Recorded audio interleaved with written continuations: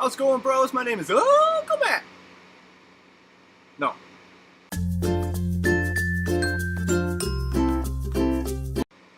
Hey everybody, Uncle Matt here. Look what I got in the mail today. Ah! It's a chip. If you don't know what a chip is, it's the world's first $9 computer. You can do a whole bunch of cool stuff with it. We'll go over a little bit of the specs with you here. It's got Wi-Fi and built-in 1 gigahertz R8 processor, so it's alright for doing computer things, which is kind of their slogan. It does computer things. It's got 512 megabytes of RAM in it. Bluetooth 4.0 is built in as well. What else? Let's see. Oh, right. It's got 4 gigs of built-in storage, so no having to go to Walmart to buy a cheap SD card. It's already built into the computer. As you can see, I've already taken it out of the box. That box is empty. Here's the chip itself. Ta-da! Ooh, it's fancy. Yes, it's a very good computer. You can power it by battery. You can power it by USB. And it comes with this handy-dandy pink composite audio and video out. If you want HDMI, you're going to have to do the whole chip dip thing. What do you put chips into? You put them into dips, so they named them dips. It's a little card that plugs onto the GPIO pins here, and then you get your HDMI in, or you can do VGA. I stuck with regular composite because I'm kind of a cheapskate and didn't want to have to pay for the HDMI chip dip. That was a mouthful. I'm going to show you what I did with my chip. I actually got 2.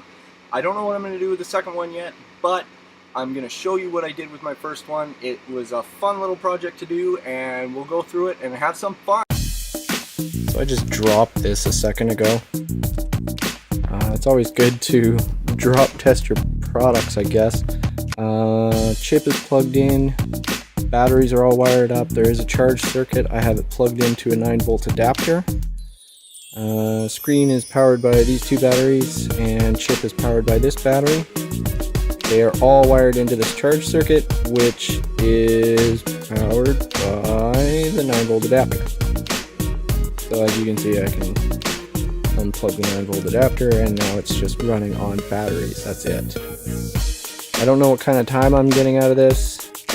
I really don't know. So, it should be interesting. I'm going to fix the screen ratio on the screen here, just because there is that black border thing going on, and I hate that. I really do. Pick up the full length of my screen, please. Anyways, the only issue that I can find right now is that audio is really sketchy. It works, I mean, don't get me wrong, but okay, well, when I have the charger plugged in, it actually makes a squealing noise through the speakers. I think that's just because the ground for the screen is actually just the back of the screen, which should be fine. I don't know, it must cause that. Maybe the power wire and the audio wires are too close together. I don't know. I had to cram them all through this little tiny hole here to get to the back of the screen. I haven't put the back on yet. It actually has a very nice white backing. I just have to find some screws. So instead of taking all the parts off the board, I just said screw it, put the board right onto the back. Power and audio, and then composite video. The speakers are attached to the screen's main board. LCD inverter right there. And what else do I have? Oh yeah, the charge circuit. So this is on the back of the DVD player unit. It's where the battery would normally plug into. Now I've just tapped through that.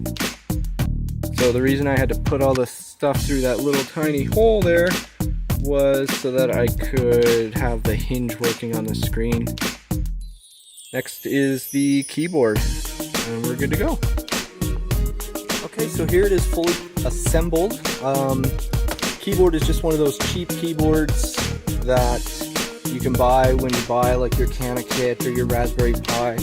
I've let it charge for a little bit. It just charges with a regular standard 9-volt adapter, nothing fancy. Push button start. Once that goes blue, you turn the screen on.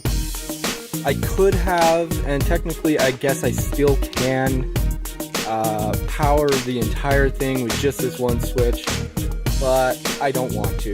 Plus, I realized when I put this on, Yeah, it's like this now. It's not supposed to be like this. Basically, these are just adapters. I'm gonna actually solder them onto their respective places on the board. I just wanted to do a full build just to see how everything fit and how everything worked. In case you're wondering, these DVD buttons are completely glued down. They don't move, they don't click, they don't do anything. I just left them there for show. Plus, if I took them out, I'd have big holes there, and nobody wants that. I'm noticing a lot of flashing on the screen in my camera, but it's not doing that in real life. So just so you know, it doesn't actually flicker and do whatever that camera thing is doing to it. I don't know if you guys can see that. So it's running Debian, I believe 8 Jesse. And it actually runs really well for what you want it to do, which is computer things. It runs extremely fast and smooth.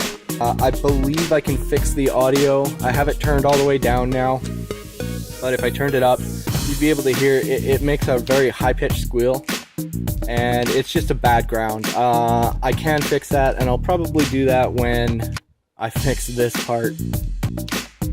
Show you the entire unit.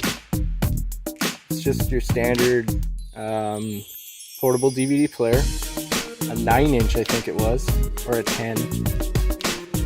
I think it was a 10 maybe. I just put a simple push button on there. Screen doesn't completely close though, and that's gonna bug me. Probably fix that when I fix this.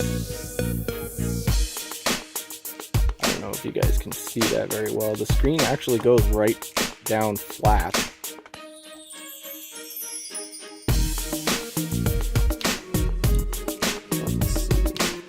You have terminal emulator, which is your basic root shell. Well, I mean, you can sudo or you can super SU into it.